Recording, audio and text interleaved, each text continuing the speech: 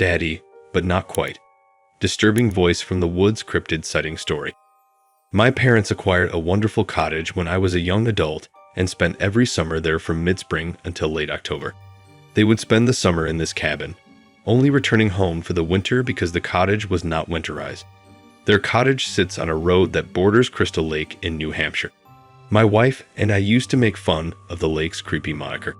At 37 years old, I have had a fantastic life with my gorgeous 14-year-old wife and our 5 children.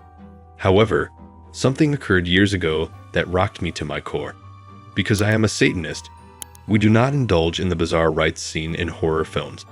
I adore my family and like watching horror movies. I'm an ardent gamer who believes in the paranormal and cryptids, and I've had small paranormal experiences. Nothing significant occurred to me until that event at the cabin.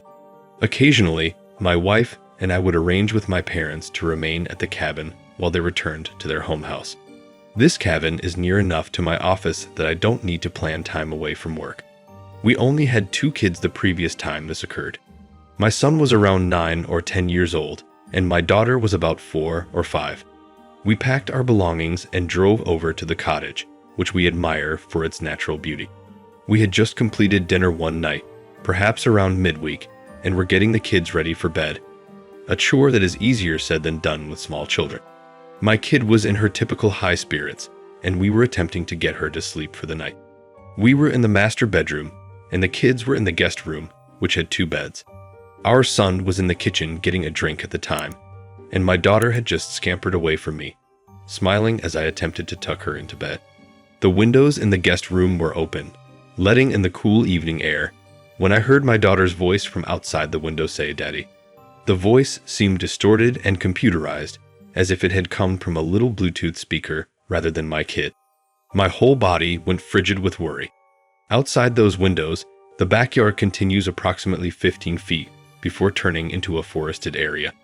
Knowing that wendigos were known to imitate sounds in order to entice victims into the forest, I dreaded the worst. My daughter could not have gotten to that area outdoors in that short amount of time, so I ran out of the bedroom, finding my wife and children in the kitchen. My kid is still amused by her bedtime pranks. The rest of the night passed without incident, but I didn't tell my wife about it until we got home. She was as worried as I was. We've now had 3 additional children and are doing well in our jobs. We've even purchased a home, so we haven't visited the cabin with just our family in years. We still go there for family gatherings. Everything seems to be normal, yet the recollection of that voice lingers. Even after all these years, it still chills me as much as it did that night. Be cautious of what lurks in the woods. You never know what's lurking just out of sight.